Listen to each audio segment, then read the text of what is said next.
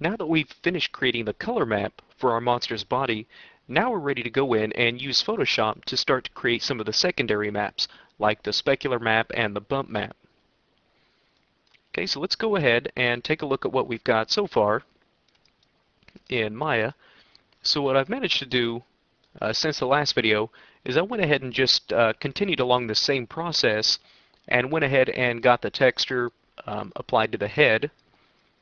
And what you should see is, since we did a pretty good job of touching that image up in Photoshop, the image that we use for the wrinkle map, we did a pretty good job of getting that touched up so that there were no seams or creases. So what you pretty much wind up with now is, in these areas where the two UV layouts meet, for instance between the arm and the body, it really becomes almost impossible to see any kind of a seam because of the Photoshop work that we did on that wrinkle map. So that makes a pretty good method of getting image maps that are completely seamless across your different UV layouts.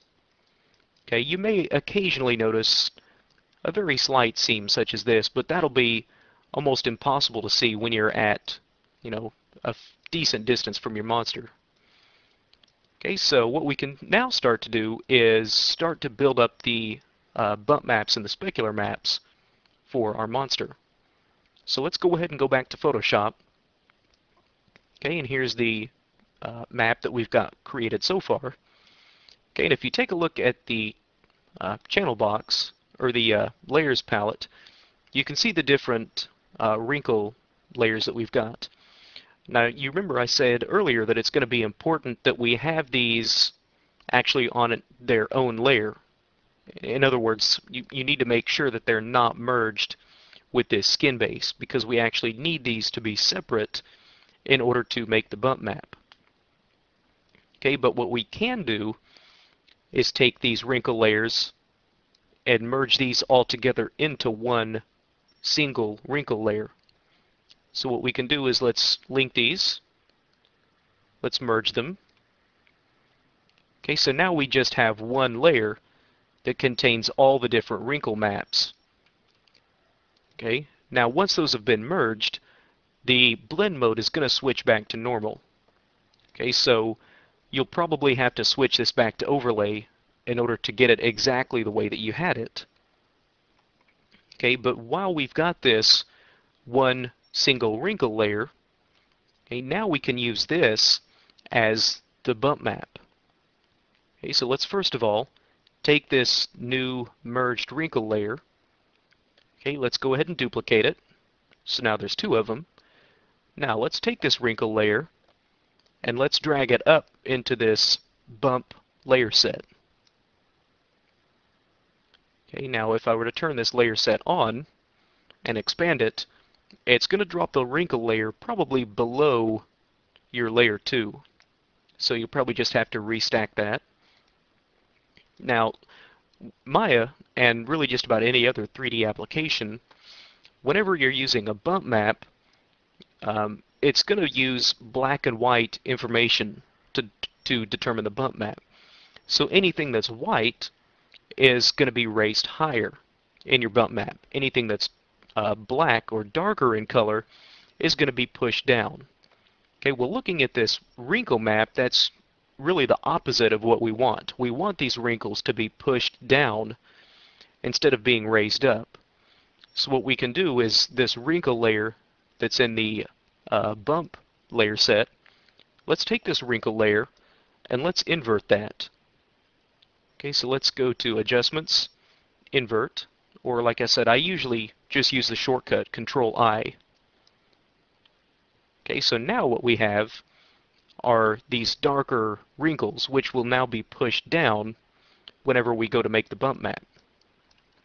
Okay, I'm going to go ahead and leave the blend mode at normal. Okay, now I'm going to go ahead and turn the visibility off on this. There's a few areas that we probably don't want this bump to be very apparent. For instance, if I turn on the bump map, you can see that the bump map's completely covering this.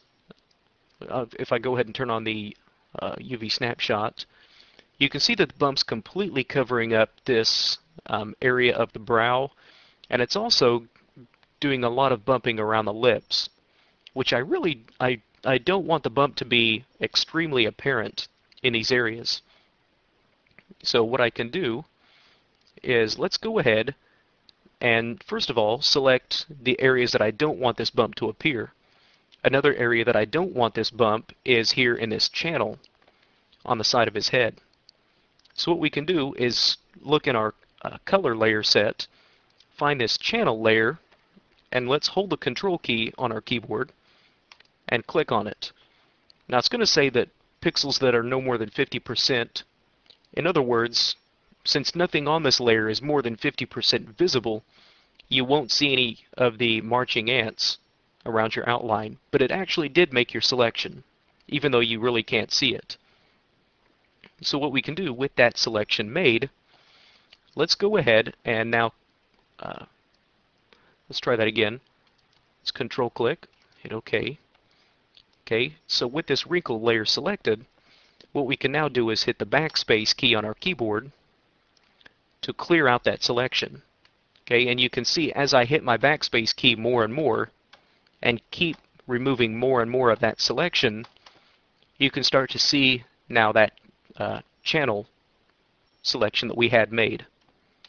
So basically I want to just clear this out to where it's basically smooth, because like I said, I want this channel actually to be more like a soft membrane that's on the inside of his head.